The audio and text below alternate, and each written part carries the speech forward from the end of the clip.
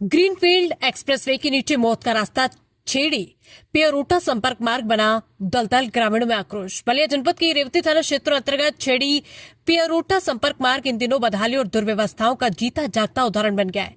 Greenfield expressway के नीचे बना ये संपर्क पुल बरसात के मौसम में पूरी तरह से गहरे गड्ढे और कीचड़ में तब्दील हो जाता है, जिससे क्षेत्र के आधा दर्जन से अधिक गांव के लोगों का जीवन प्रभावित हो रहा है।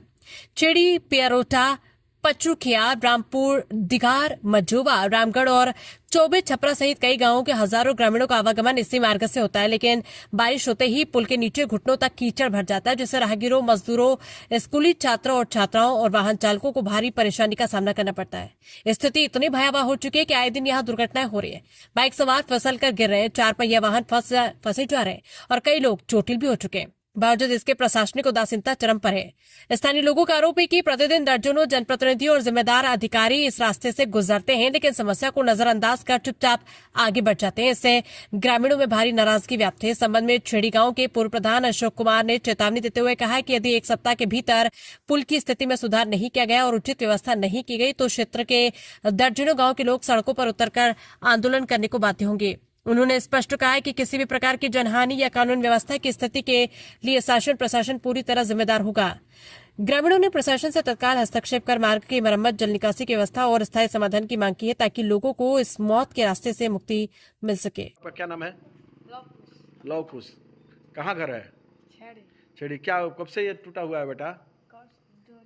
2-3 साल से। अच्छा। तो इसको बनना चाहिए कि नहीं? बनना चाहिए। क्या नाम है बाबू? शिवम। बनना चाहिए कि नहीं इसको? यस, बनना चाहिए। क्या नाम है? सतीश। बनना चाहिए कि नहीं बाबू? हाँ। और यहाँ पर देखिए ग्रीनफील्ड एक्सप्रेसवे में एक व्यक्ति काम करते हैं, इनसे थोड़ा यहाँ की समस्याओं से रूबरू हुआ जाए। क्या नाम है आपका? अरुण कुमार। ये कब से दुर्व्यवस्था है? दुर्व्यवस्था ये 1-2 साल से चल ही रहा है। 1-2 साल से चल रहा है और इस पर कोई ध्यान देने वाला नहीं है। आप काम ध्यान तो मानते हैं कि आते हैं जाते हैं, हम भी कहते हैं कि भाई ये पानी साफ कराओ, रास्ता साफ कराओ, लेकिन कोई साफ नहीं कराता है।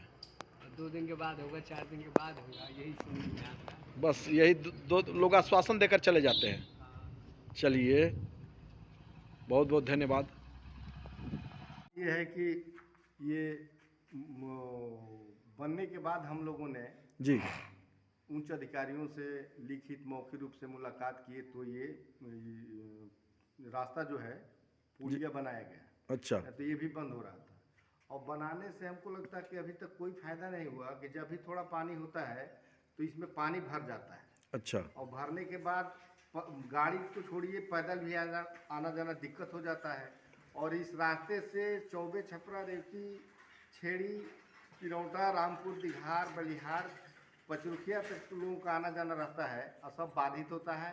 और न इधर से दाहिने निकल पाते हैं लोग, न बाएं निकल पाते हैं। ग्रीन हाईवे की वजह से रास्ता जाम है और एकमात्र यही रास्ता है जो पानी की वजह से ब्लॉक पड़ा हुआ है। अशोक जी, ये बताइए कि इधर जब बरसात का दिन आता होगा, अभी बरसात नहीं है तो अभी इतना फिसलन है, लोग संभल के आ रहे हैं, बरसात के दिन में इसकी क्या स्थिति हो जाती है? बरसात के दिन में स्थिति ये हो जाती है कि अब इधर से ना आकर के सीधे हम लोग रेवती होकर के कहीं जाते हैं, मतलब यानी कि 4-5 किलोमीटर आपको बिना मतलब का चक्कर लगाना पड़ता है। के लिए 5 किलोमीटर का चक्कर काटना पड़ता है और समस्याएं गंभीर हो जाती है। संपर्क टूट जाता है। इसमें गिरने से लोगों का हाथ पर कई लोगों का टूट गया लेकिन के टाइम तो इस संबंध में आपने किसी जनप्रतिनिधि का ध्यान आकृष्ट कराया था? अरे जनप्रतिनिधि तो इधर से आते ही जाते हैं, आते जाते हैं, लेकिन देख के इग्नोर करके चले जाते हैं। माने ये एक तरीके से ये कहा जाए कि जनप्रतिनिधि इस दुर्व्यवस्था को देखते हैं, फिर भी इस पर ध्यान नहीं देते हैं, धीरे से निकल जाते हैं। तो आप इन क्षेत्रवासियों के लिए क्या मांग करेंगे? आपकी क्या मांग है? हमारा मांग है कि अगर हफ्ते दिन के अंदर इस रास्ते को मरम्मत नहीं करेंगे जी, तो हम यहाँ आकर के जन आंदोलन करेंगे। लोगों को ये 10 गांव के लोग यहाँ आएंगे, इकट्ठा होंगे, आंदोलन करेंगे, रोड जाम होगा, तब सरकार सुनेगी, अधिकारियों के कान तक जाएगी बात, क्योंकि हम लोगों का निजी मांग है। ये आपकी निजी मांग है?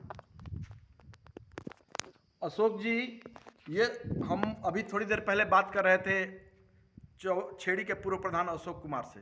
अशोक कुमार जी का कहना था कि अगर यहाँ पर तत्काल पुलिया का अगर सुव्यवस्थित व्यवस्था नहीं हो रहा है और ये जल जमाव से लोगों को निजात नहीं मिल रहा है तो दर्जनों गांवों के लोग के साथ ये लोग आंदोलन करेंगे और उस आंदोलन की सारी जिम्मेदारी शासन प्रशासन की होगी।